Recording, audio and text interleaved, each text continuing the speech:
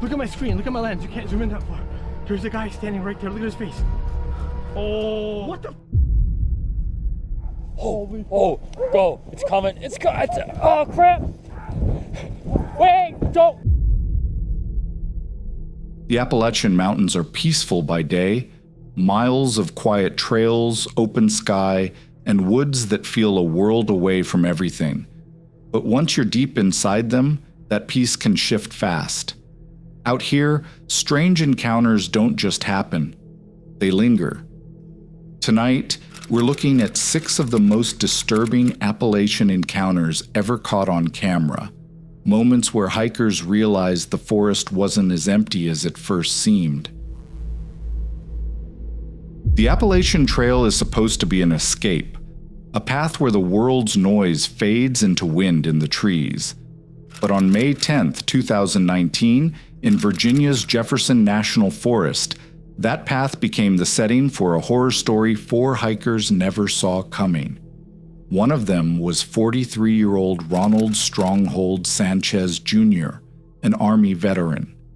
After deployments and years of PTSD, he turned to long-distance hiking as a way to cope, finding comfort in the steady rhythm of walking and the trail community around him. Another man was out there too, 30-year-old James L. Jordan from Massachusetts, a man that would become a crucial part of the tragic demise of 43-year-old Sanchez Jr. However, the story really began weeks earlier, when several hikers reported seeing a distressed man wandering the woods with a guitar. One hiker later told the court that the man was acting disturbed and unstable, playing his guitar and singing. On the evening of May 10, 2019, Sanchez, a Canadian woman, and 2 other hikers encountered Jordan. He was rambling and singing, unnerving but not yet violent. They moved on and set up camp miles away, believing they'd left him behind. They hadn't. Sometime after midnight, the quiet woods filled with his voice. He had found their tents. 4 small shelters glowed faintly in the dark. Outside, someone paced around the campsite. Jordan began shouting at the thin walls of nylon, threatening to kill the hikers and harm them in their sleep. Inside, fear spiked. The group decided to pack up and leave, hoping to slip away and put distance between themselves and this man. They unzipped their tents and stepped onto the trail. Jordan was waiting, holding a 17-inch long knife. The confrontation exploded. 2 hikers managed to break away and vanish into the trees. They called 911 at 2:30 a.m., saying that they were being chased by a man with a knife. However, Sanchez and the woman stayed, trying to calm him, to talk him down. It didn't work. In a sudden burst of violence, Jordan lunged. In the headlamp's narrow beam, the knife flashed again and again. Sanchez was stabbed repeatedly and collapsed on the ground of the trail he loved, mortally wounded. The woman saw him fall and ran. She sprinted along the narrow path, heart hammering, footsteps closing in behind her. When she finally stumbled and turned, Jordan was there. She threw up her hands to surrender. He stabbed her several times before she fell down on the Appalachian Trail. On the cold ground, in the dark, she laid motionless until Jordan walked away into the trees to look for his dog. Only when the woods fell silent did she move. She had played dead. Injured and alone, she forced herself to her feet and started walking. She made it miles through the darkness before reaching 2 other hikers who could call for help. Rescue teams hiked in to evacuate her and to recover Sanchez's body from the remote campsite. Jordan didn't disappear into the mountains. Law enforcement tracked him through the forest and arrested him in the early morning hours. Federal prosecutors charged him with murder and assault with intent to murder, crimes that typically mean spending the rest of your life behind bars. As doctors and attorneys examined Jordan, a different picture emerged. Court records describe a history of severe mental illness. Psychiatrists diagnosed him with schizoaffective disorder, and a judge at one point ruled he was too unwell even to stand trial, sending him to a federal medical center for treatment before he was finally found competent. In April 2021, in a federal courtroom far from the trees where the attack happened, the case reached its legal conclusion.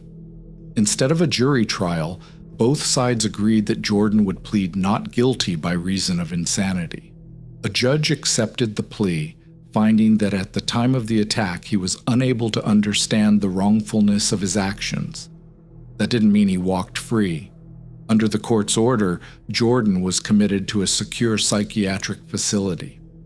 He will only be released if a judge is convinced that letting him out would not create a substantial risk of serious harm to others, a standard that could keep him locked away for the rest of his life.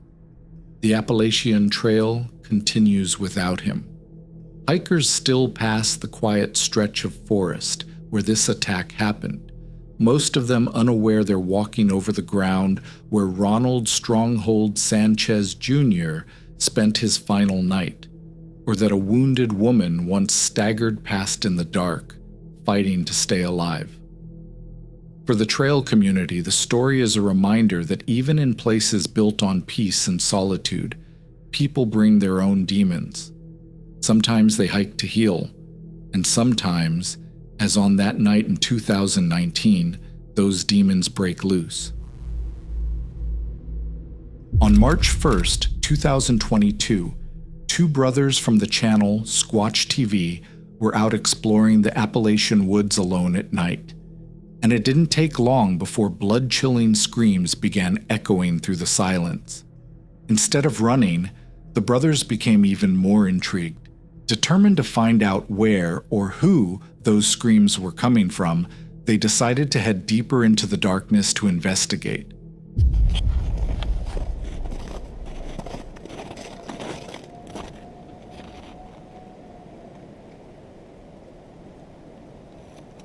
It's hard to tell with the wind, but it almost sounded like something definitely made some kind of noises over there. So we're gonna check it out. Occasionally snowmobilers come through here, but other than that, it's pretty remote. This is an abandoned train bridge.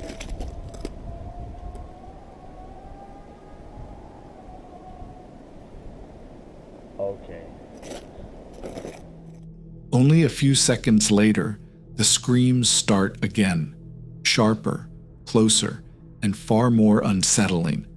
Almost immediately, trees and branches in the distance begin to sway, as if something is moving through them, either coming out or slipping away from the brothers. But despite every instinct telling them to leave, the two remain determined.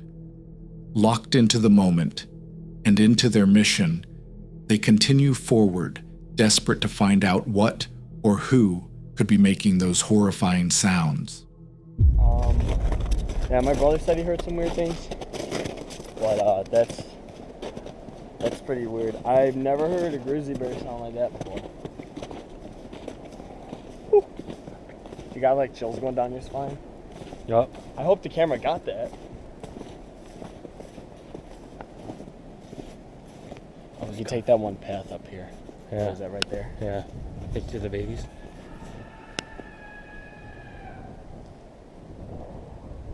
Oh, baby. Okay, I don't even want to go. I don't even want to. What the hell was that?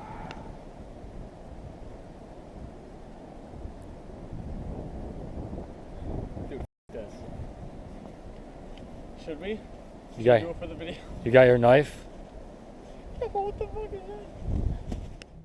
And then it happens again, louder this time, with a sound so terrified it freezes them in place. In an instant, the entire atmosphere shifts.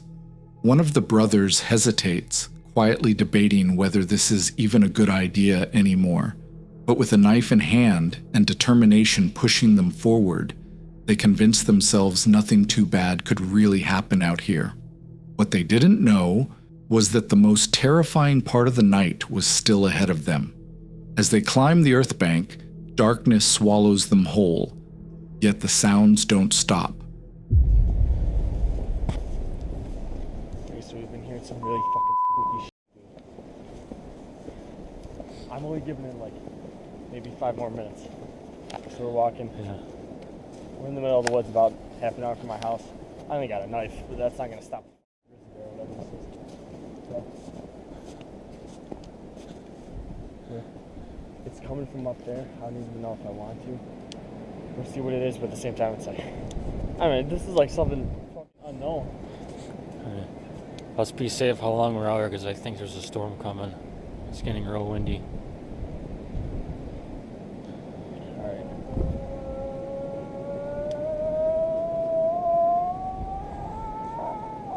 Okay. Go. That's pretty loud. That's close. In fact, they get closer. Each step brings the unseen creature nearer, and finally, the fear becomes too much. The brothers decide it's time to head back, with nothing but a single knife to protect themselves from what could very well be a grizzly bear. They know this is a fight they could never win. Oh, go. It's coming. Oh, crap. Wait, don't, wait. Go. Wait. Holy, I think I saw it. Go. Go. Go. In an instant, the screams double in volume, erupting from what sounds like right beside them, and that's all it takes.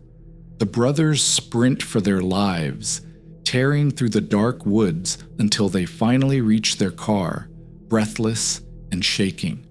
What's truly disturbing is the uncertainty.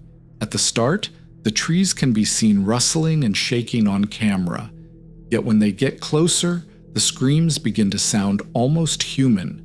Maybe it was 2 different creatures. Maybe it was the same one, moving closer each time. But since they never managed to catch even a glimpse of whatever was out there, one thing is certain. This video remains a mystery. Since 2017, a YouTuber named Phil, the creator behind the channel Hike Slam, has always been filming the woods the same way. Slow pans, quiet trails, and the kind of calm storytelling that makes viewers feel like they're walking right beside him. For years, his trips across the Appalachian Trail blended together into a familiar rhythm: pack light, set up camp, enjoy the silence. But on the night before Thanksgiving in 2021, that routine was interrupted by something he hadn't expected to encounter so close to home. The video he uploaded from that trip didn't open with gear talk or scenery. Instead, Phil sounded unsettled from the start. He explained that the hike had taken a turn he wasn't prepared for, and the footage that followed made it clear why. Early on, as he moved through a quiet stretch of woods, he began coming across plastic containers on the trail. Each one had writing on it, short phrases at first, then full lines that didn't seem to belong out there. It wasn't litter from campers or forgotten food wrappers. Someone had been leaving messages. A little farther in, the handwriting changed tone. The notes mentioned names, dates, and ideas that were hard to follow. The weirdness continues.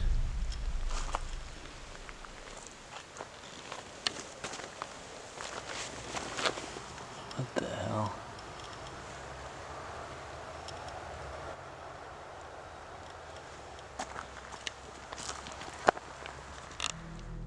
They didn't read like journal entries. They read more like someone trying to work through thoughts that spiraled faster than the pen could keep up. Moments later, Phil found something else. A discovery he caught on camera almost by accident. And there's a dead duck here. And it looks like it was just put here because it's not wet. That duck is fairly recently killed. Alright. Kind of creepy. The moment is brief, but it's enough to show that whatever was happening on that trail wasn't random. Phil continued, hoping the strange messages were isolated to that one spot. But soon he saw smoke rising from a campfire tucked just out of view, with a tarp pitched nearby. It wasn't abandoned. Someone was staying there, and recently. That was enough for Phil to keep moving toward a shelter farther ahead, somewhere with walls, an established site, and perhaps other hikers. On the way, he ran into two women and their dog heading in the opposite direction. They stopped him, clearly worried, and asked if he had seen a man leaving strange writings and disturbing items along the trail. They didn't want to walk alone, so Phil accompanied them until they reached a safer area. When they turned back, he retraced his own route, now more aware of how quiet the woods had become. He eventually reached a second shelter and decided to stop for the night. The footage slows down here. Phil cooking, tending to the fire, trying to shake off the tension. But inside the shelter's logbook, he found another set of writings. I'm gonna check out the shelter log here. I hang out by the fire. Almost every shelter on the Appalachian Trail has a shelter log where people write in their trail names and what's going on. They can write whatever they want in there. So it's kind of cool tradition here. So let's see what this one says. Alright, let's see what's happened recently. Holy crap. Wait a second. Hold on, let me adjust the camera here. This writing looks almost exactly like the writing that was on that garbage a couple of miles from here. The same handwriting, the same pattern of rambling lines that jump between memories, confessions, and warnings that didn't make much sense on their own. Even the rhythm of the sentences felt familiar. As he kept reading, the entries grew stranger. In 2018, while I was incarcerated at the Okaloosa County Jail, what the heck? In solitary confinement, I figured the following out. Refer to Isaiah 28:15 through 9. Some reference time spent alone. Others hinted at fears or beliefs that suggested the writer didn't feel safe or didn't want others to. And then Phil noticed the final detail, a half-filled Gatorade bottle hanging from a string inside the shelter with another handwritten message attached. What the hell is going on? Phil set up his tent inside the shelter, hoping the night would pass quietly. But sometime later, he heard someone outside. Not an animal, footsteps, slow, measured, circling. When he peeked out, his camera caught a figure moving with a headlamp, passing through the beam of light and disappearing again into the dark. Phil didn't wait to find out more. He packed silently, stepped back onto the trail, and made the long hike to his truck in complete darkness, checking behind him more times than he cared to admit. He made it home safely, but the experience stayed with him. Nearly 3 years later, in October 2024, Phil returned to the same trail to see what remained, whether the writings were still there, whether the shelter still carried the same sense of unease, or whether the person behind those messages had ever left the woods at all. You should check out Phil's channel to find out what he discovered upon his revisit. Whatever the explanation, the trail that night revealed a side of the Appalachian wilderness that rarely makes it into hiking videos. The sense that someone else had been out there long before Phil arrived, and might have been waiting to see who found their messages next. On April 4th, 2024, a TikTok creator named Dustin Frazier uploaded a truly horrifying video recorded from a small cabin tucked deep within the Appalachian Mountains. In the footage, Dustin is waiting for his DoorDash order when sudden, unexpected knocks echo through the door. But when he looks outside, there's no one there. But then Dustin steps outside to check the door again as the knocking continues. And once more, no one is standing on the porch. However, someone is there. Lurking just beyond the glow of the porch light, across the narrow road between the trees, stands a figure.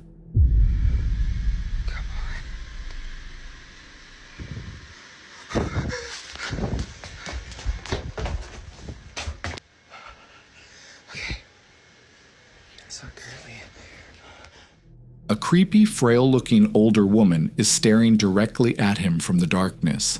Panicked, Dustin rushes back inside and hides in the bathroom, but the nightmare isn't over. Moments later, the knocking returns, this time louder, harder, almost violent, as if whoever is outside is now trying to force their way in.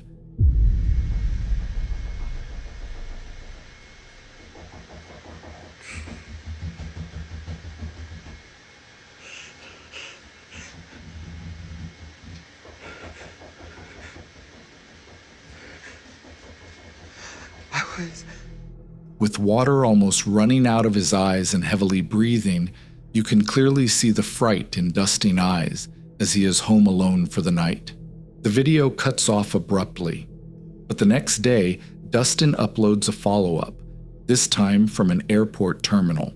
Shaken and exhausted, he explains that he left his mom's cabin first thing in the morning. He didn't feel safe staying there another night, so he booked the earliest flight he could and went straight to New York. And as of today, no further update has ever been given. No identity, no explanation, and no sign of the mysterious woman who stood outside Dustin's door. Still, you can't help but wonder, who was she? What did she want from him? And why didn't she leave? The questions linger to this day, unanswered and unsettling. But one thing is certain, living in the Appalachian Mountains is no joke. Next up is Mo Sargi, a well-known YouTuber who runs his self-titled channel, famous for exploring everything from creepy cabins to haunted forests. Mo is always out chasing the unknown in some of the most abandoned and unsettling places on Earth. This time, on September 28, 2023, he was deep in the Appalachian Mountains investigating a remote stretch of wilderness. But what Mo and his team didn't know was that they were about to encounter something far more disturbing than ghosts, namely, the vicious, feral people. Mo had out exploring with his friend Aldo, and right from the start, the forest carried a heavy, unsettling atmosphere, the kind that makes your skin crawl even when nothing is happening. Not long into their hike, Mo reached a quiet river. He turned around to check on Aldo and maybe admire the scenery together. However, when he turned around, Aldo was gone, vanished without a sound. No footsteps, no warning, nothing but the eerie stillness of the Appalachian woods. Dreamt of going to a river that looks like this. Just like this. Wow. Holy shit. This is so beautiful. Whoa. Aldo. Wait, where'd he go? Aldo! What the hell? Yo, he disappeared. Aldo! Wait, actually? Yo!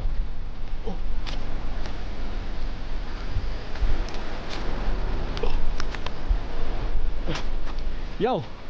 Yo! Hey! Shit, spider webs. Yo, hey, you okay? Yo, hey, Aldo, yo, hey, wake up. Guys, I think he fucked up. Yo, Aldo, wake up. Fortunately, Aldo wasn't actually gone. Mo eventually spotted him lying a short distance away, but that only raised more questions. Aldo was sprawled out on the ground, completely motionless. Why was he lying there? Did he fall? Did he pass out? Or did someone push him? After a while, Aldo finally regains consciousness, but what he tells Mo is far more disturbing than anything Mo could have imagined. What happened? Did you slip and fall? No. So what happened? Something was following us. Something was following us. Yeah. I heard something. Because I was on the rocks looking at the water. I looked back and you're not here. And I'm like, what the hell? Did this guy disappear on me? I heard something, so I turned around, and then everything went black. So somebody hit you? I saw someone. Yes, I think someone hit me. Someone's here. Wait, just take it easy. Does your head hurt? Does your legs hurt? My head hurts. Your head hurts? Right here. Come feel it. There's like a bump. You feel it? Holy shit. That's a big bump. What Aldo says next sends a chill through both of them. As he was walking toward the river, he suddenly heard rustling in the trees behind him. When he turned around, he caught a glimpse of a figure just before something shoved him hard to the ground. What's most disturbing, though, is that whoever or whatever was out there didn't take anything, didn't say a single word. They just disappeared back into the trees, leaving Mo and Aldo shaken and terrified. However, unsure of their next move, they talk it over for a while.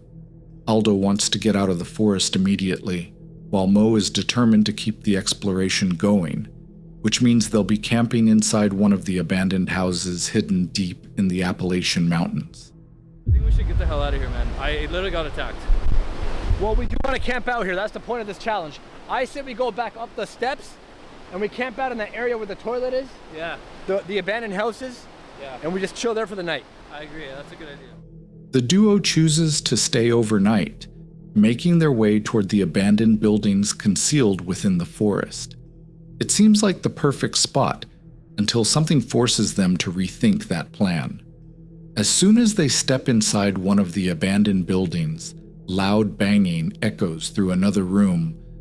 What's it?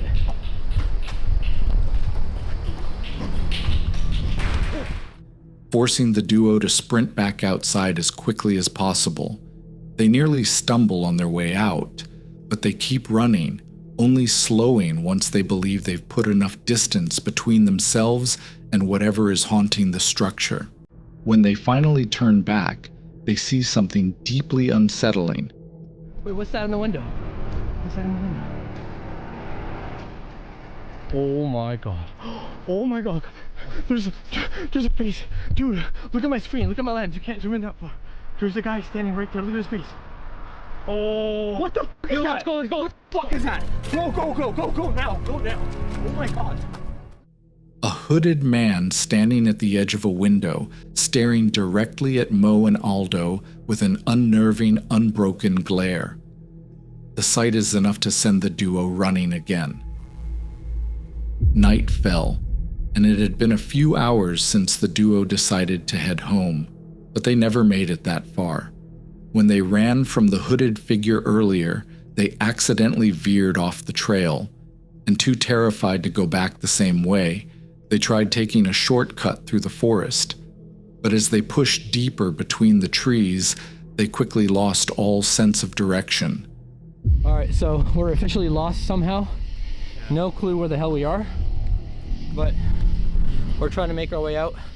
We took a wrong path somewhere in the darkness. As you guys can see, it's freaking dark. No bueno. Probably the worst thing we did is take a shortcut. But as they keep wandering through the mountain forest, they suddenly stumble upon shelter. But just because it's shelter doesn't mean it's safe.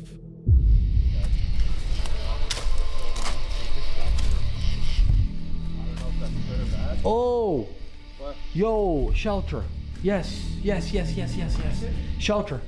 Oh. Bro, what the f is this? What the heck is this?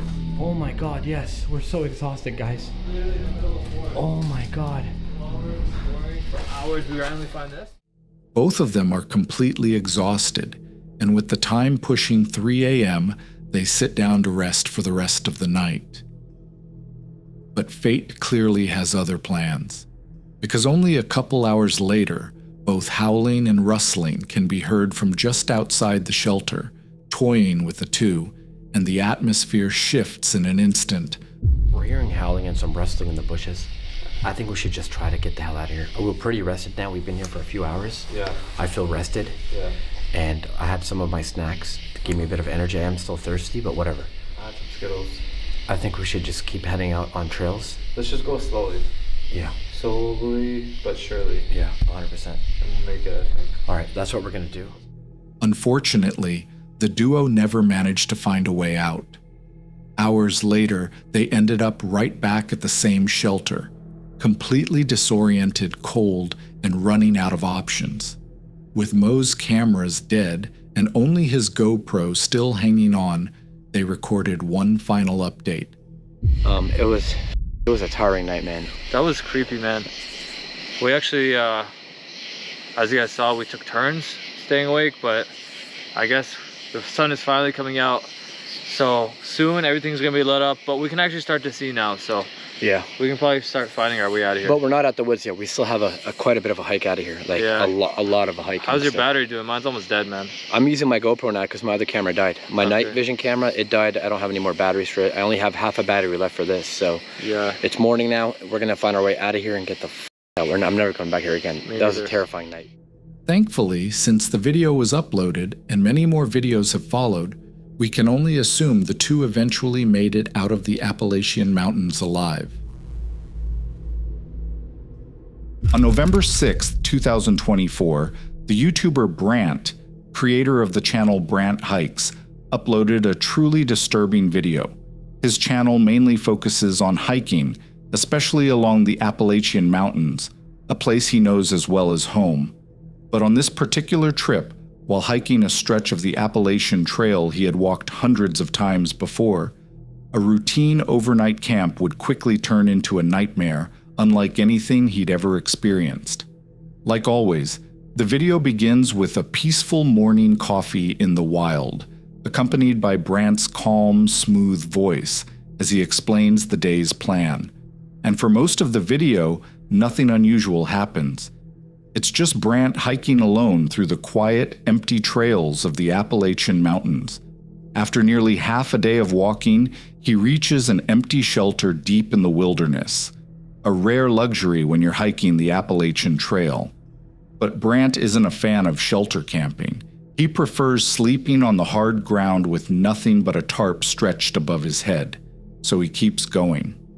Eventually, he arrives at the Rocky Mountain campsite, and just off a small side trail, only a few hundred meters from the main camp area, Brant finds what he's looking for: a flat patch of ground tucked away from everyone else, the perfect place to settle in for the night. However, just as he was down by the newly found campsite, Brant saw something that made every hair on his body rise. Hey, talk about creepy. I was just down at that Stell site there checking it out, talking about it, and I heard and saw a hiker coming down the trail. And I thought I'd stay at the campsite and wait for the hiker to pass. And the hiker never passed, and there's nobody here, and it's freaking me out right now. I've got chills up and down my spine. Yeah, I saw a person with a pack on, wearing hiking clothes. There's no way they passed me. Yeah, this is weird. I'm getting out of this spot. I'm telling you, that's Brant had noticed a lone hiker appear on the trail ahead of him, farther up the mountain. But when he reached the spot where the man should have passed by, he realized something unsettling.